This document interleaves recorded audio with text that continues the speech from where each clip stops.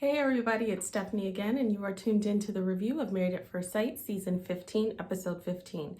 All right, before we get started, don't forget to click the subscribe button and the notification bell so you can be the first to find out when I post these videos. All right, before we get started, I just want to thank everyone who has purchased my card game, Sip and Share, A Fun Way to Be Nosy. It is a conversation starter card game that has questions about life and sex and relationships and career and things in general. It is a great night in or out, and the holidays are coming, so it would be a great time to like play at a party, play at events, play at home just with your spouse, girls' night. So it comes in this cute little box, and it's very travel friendly because it snaps like this. There's these beautiful red cards and some questions. Some people have asked me what the questions are. You have to get the card game to find what the questions are. It would be no fun if I told you all of them. But I've gotten really great feedback from the people who have purchased. I actually think that I want to try to play a game like live with you guys who have purchased, because I think that that would be fun. So I'll let you know when I kind of get that together in my mind. But I want to just thank everyone, and I will put the link here as well as in the description box so that you can purchase. All right, guys, thank you very much in advance. Okay. So this week's review is not going to be too long. I'm feeling I have the spirit of brevity this week where I don't really have much to say. And I think that this week's episode was really reflective of the fact that they were really struggling with content. So the last couple of episodes, I said, oh my God, these episodes are great. And it was fun and it was different. And it actually captured my interest. Yesterday's lagged. I mean, it lagged for me. Like, it really, really did. Clearly, they don't have Morgan and Ben, so that's a whole couple that there is no content for. And then Mitch had his work trip, and so clearly they couldn't film there, which means they couldn't really film with Kristen. So there was like a lot of time that needed to be filled, and I was bored out of my mind. So I'm just gonna give snippets of some of the things that stuck out to me in last night's episode, and let's just start with Justin and Alexis. So Justin and Alexis, I do not have high hopes for Justin and Alexis. I never have, but I think that when they were in that pink cloud, it was fun to watch them because they were having fun. So we're watching this, they're having fun, we're having fun watching them. But I don't think they've ever been on the same page. I think there's a lot of like animosity there, a lot of resentment. I don't necessarily think that they are actually put together really well. I think that they're making the best out of this process and giving it, I think, the best chance that they can. Like, hey, this person maybe have not been who I saw myself with, but I'm going to do this because I've done it, and so let's see it through. Alexis, for me, continues to be really like messy and petty. Last week we talked about how she discussed, like, without truly discussing, but kind of throwing shade about their intimacy life and how it didn't really coincide with how she was when it was just her and Justin alone, and she seemed like giddy and they talked about it, and then when she talked about it with the women, it was kind of like, oh, I'm happy if he's happy. And let's be real, we already know, let's read between the lines, we know what's being said. But when they were talking in the car about his stamina or lack thereof, and he says, well, yeah, I need to get in the gym and work out, and she says something to the fact of like, is there a machine to help with thrusting? Oh my God. I mean, we've seen a lot from Stasha and Nate this season too, but I was just like, what a way to really illustrate without truly saying that whole experience clearly has not been to your standard. And I think instead of saying it in a healthy way, and we haven't seen all conversations about it, but the few that we have seen have not been good. Instead of saying it in a healthy way, it's like throwing jabs or I wish I could be freaky. Like, clearly you guys are not communicating well within the scope of being intimate. And I think the irony of it all is, at the beginning of this season, if we recall, Justin was talking about how everybody was so interested in what that was because he's so tall, and I mean, he led with it all the time. So to fall short, no pun intended, but to fall short, it just was like, okay, this is a hodgepodge mess, and it's just one other very significant reason why they are not equally yoked. I think also with giving the dog away, I feel like,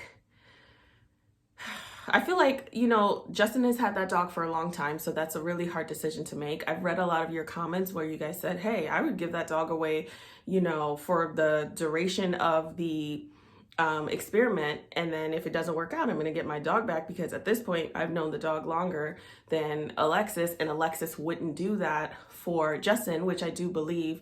But I think that although we have a lot of opinions about Alexis, I do like the fact that she said, okay, I understand how significant it is, and I understood it from the beginning, and I just don't want you to hold this thing over my head, because that will translate. And a lot of couples do that. Well, I did this, and so we keep bringing it back, and it's the thing that kind of becomes the scapegoat in the relationship. And it's like, okay, well, this happened. Well, I did this. And so this thing you hold over the person's head for the longest, but you had a choice. You chose to do that because you could have made a different choice. So I like that she said that, because if he doesn't get that, then that would be a pattern in their relationship. So that's one. Two, I wish that Justin would kind of just man up. I get it. You did this thing and you want to know that it was worth it, but you don't really ever know that it's worth it. And it's a risk that you take. And I think him not leading for himself is just really unattractive, because I know they talk behind the scenes about decision day and, you know, what are we going to say? But sometimes they do say, let's just put it on ice. We've discussed it. Let's put it on ice now that we're at the end. And so reaching out to her and almost like wanting the 100% affirmation and feeling a way that you can't get it, I think that puts you in a tough position. And I think that they've discussed it back and forth. At some point, leave it alone. Like, because if you're making a decision based on her, then what are you really feeling? And I feel like what we're going to see is that they have Justin answer that question on decision day first, and then Alexis will follow up, because he literally bases his emotions or his responses, and we've seen this throughout the season, on her. And so if she's not good, then he's not good. If she's good, then he's good. And we've seen him recently kind of like step out and speak up for himself, but that's really also in retaliation of her and him feeling a way about how she's been acting or how absent she's been or whatever. And so now he's starting to get upset. So I wish he would just think for himself and stay on it and not beg. Like, this process, yes, we come, we put it on the table, we want to make it work, but you shouldn't beg someone. You shouldn't come up with this thing where it's like, okay, we're both going to say yes. You know, like, that should be a natural thing. And if somebody has pause, yes, that's frustrating. That is hurtful. But they have the right to have that, just like you have the right to feel the way that you feel. And demanding it doesn't make it any easier. And honestly, I wouldn't even want to be with somebody there I had to demand that they better say yes, or essentially like, why can't you say yes? It's nerve-wracking for all of them. But I just wish he would go about it differently, and maybe just like get some increased esteem of self, because he seems to be lacking there. And we can blame a lot on her, but also like self-esteem is not for other people to build in you. It's self-esteem. So you got to work on it yourself. So that's Justin and Alexis. Next we have Stasha and Nate. I think the two things that came up for me while watching Stasha and Nate were, I love seeing how comfortable Nate was with the idea of moving into the space that she has already built and not feeling insecure. Like, there was not an energy about Nate where he felt insecure about moving into his home, into her home. I think his issue was, am I going to be able to make it a space that is reflective of we instead of just her? And I understand that she built that space when she had no idea that she was going to be married. So there is going to be some grieving of this independent idea that you had, because now, yes, you're living with someone and you're merging your lives, and it's not going to look exactly the way you want. And you can't, like, this whole episode, Stasha was saying one thing but doing another. Yeah, I want you to feel comfortable here. I want you to be open. I want you to have an opinion.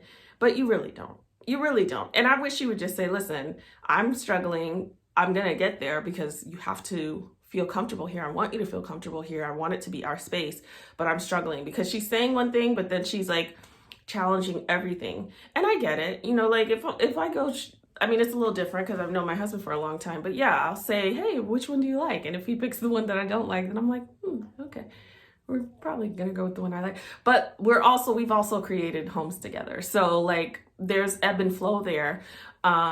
And so she really needs to work hard at the beginning of this whole relationship to help him to feel included and not worn out. And she also kind of needs to get over herself with stuff that's a little extreme, wearing socks because the natural oils in her feet. It's like, girl, you gotta relax. You have to relax, because what you're gonna find yourself is in this beautiful home alone, because at some point he's not going to want to be bothered with that, and it wouldn't make anyone feel welcome. So it's not Nate, it'll just feel like he is existing in her space.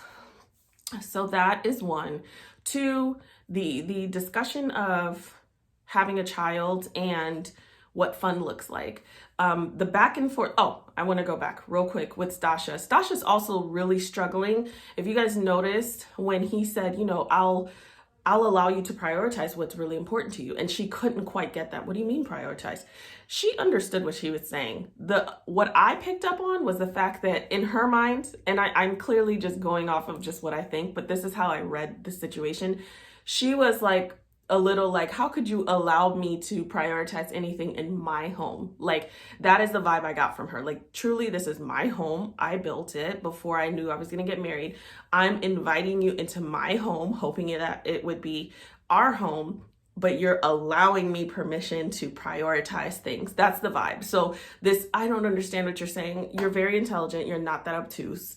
You just feel a way about it. And she knew better than to like say what she was thinking, because then she would come off looking the way that it would have looked. So that's Furnituregate. Back to having children. That whole back and forth about not having fun and what that really looks like. This is why a mediator or a third party is so important, because they're able to help pull out some things that you can't quite hear, or some things that aren't being said but are definitely there are inferences there. And with the third party, you're able to listen differently and respond differently. And so they need that, because towards the end of the episode, when it was just looking like, how are we going to have fun? And then now it's coming up to maybe some of Nate's abandonment, or some of his traumas with what his mother looked like and what he wants in a wife and a mother. And maybe that's an extreme, or he wants the complete opposite, or something that's unattainable because he so desperately does not want the situation that he came from. There's a lot of things at play here that they really need to work out, because it's not just about how do we have fun as parents. And it's really, if they're really thinking about having this conversation, then they really need to look at it from a realistic place. People have fun as parents. You know what I'm saying? Like, if I sat with them, I'd say, you can have fun as parents. It just looks differently. Sometimes it's not fun. So there it is. If you want to do it, then know that sometimes it's not fun, but sometimes it is. You can absolutely travel as a parent. There's a lot of these questions that they are both so oblivious, and they're leading with their fears, and I get it. My husband and I took our son to Aruba before he was 1.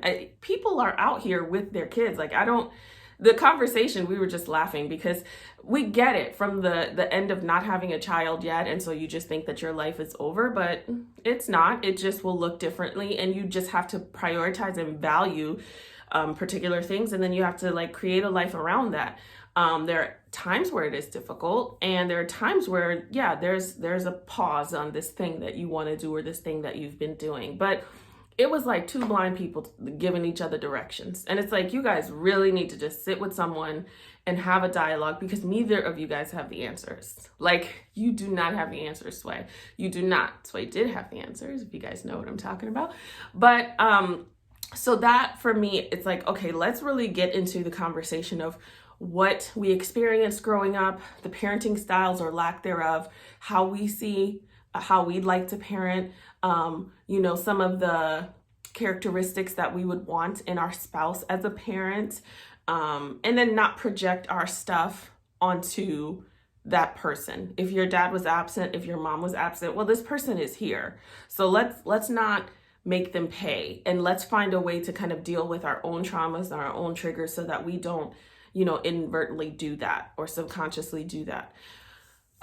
So that is Stasha and Nate, and they have like a lot of like meat and potato stuff going on. So the hyper focus on like hypersexualization this whole season, where they have real stuff going on, like it was good to, at least in this episode, which felt very much like a filler episode, it was good to see them have something that was a real conversation to have that would help cement the foundation of their relationship.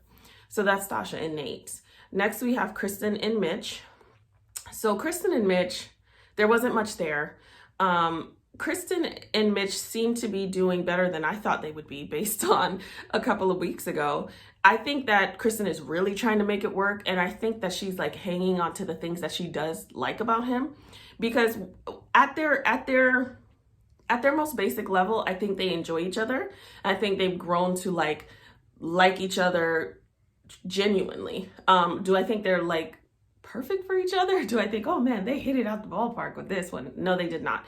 But I think they are really genuinely enjoying each other despite some of the chaos that has ensued in their relationship.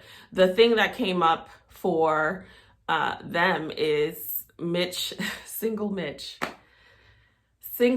going to his work retreat and not wearing his ring for, I think, the duration, because he didn't want to explain it to his company, and the people who are close to him knew that he was married, but he didn't want to explain to his company. And then also, you know, getting kind of drunk and having a hot tub situation. And when she asked, are there, you know, attractive women there? And he's like, yeah, you know, and then like jokingly said, no. It felt like a recipe for disaster. You know, it felt like a bunch of ingredients in a stew that just did not work out.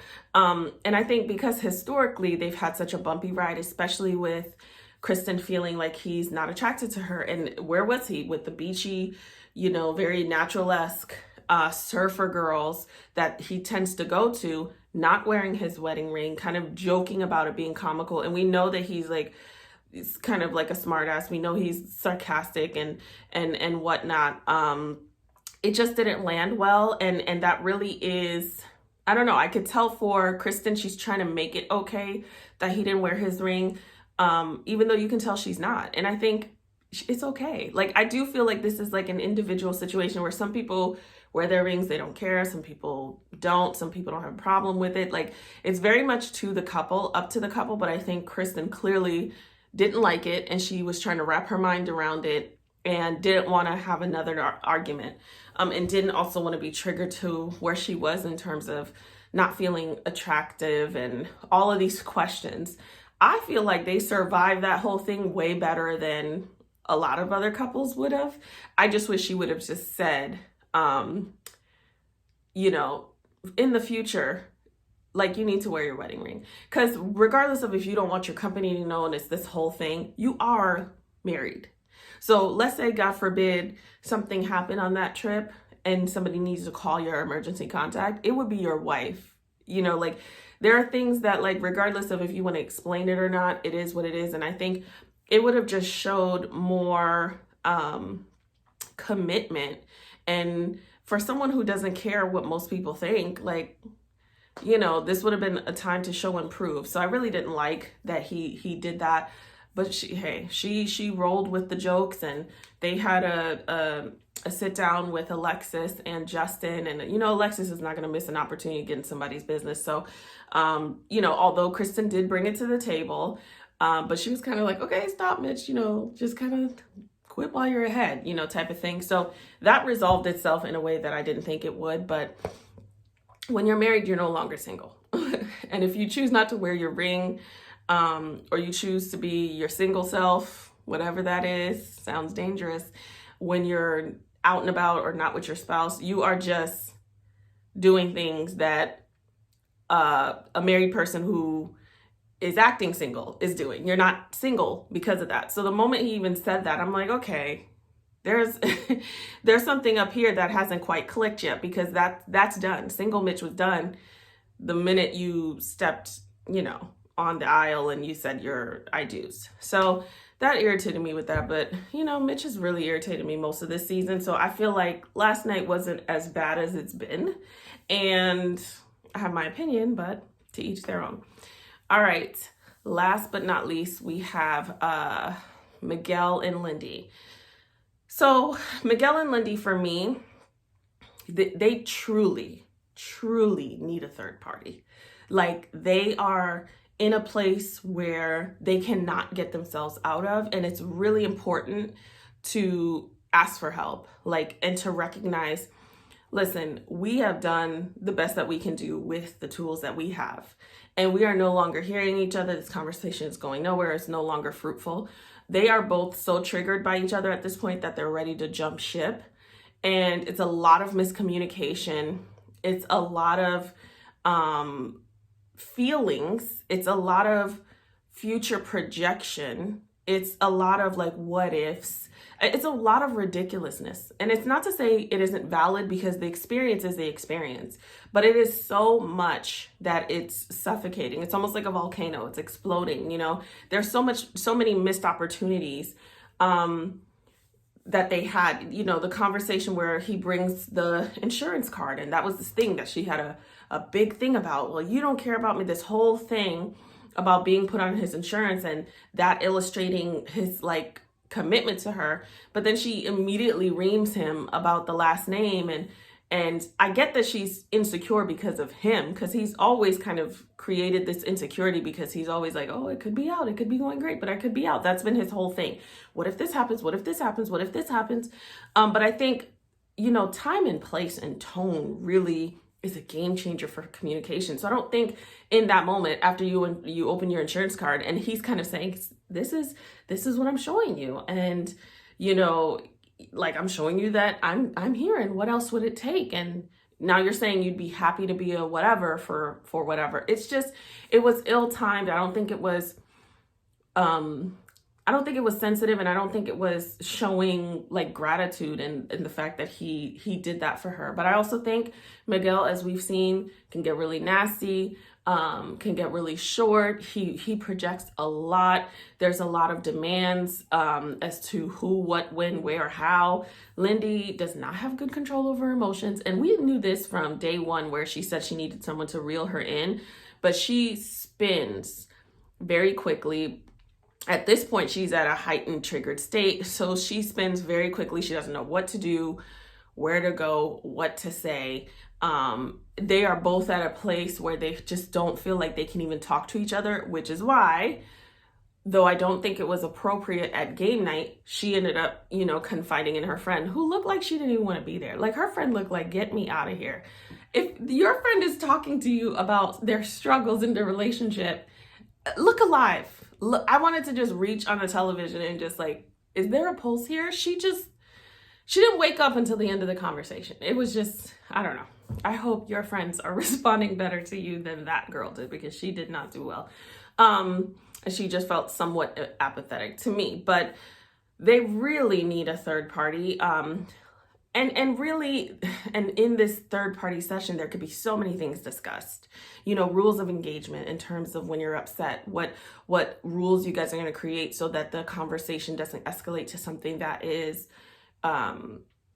you know, that crosses the line, or something that you can't take back, how you're going to take a pause or a timeout, you know, how to really communicate to the person in a way that they understand, not in the way that you feel you need to say it.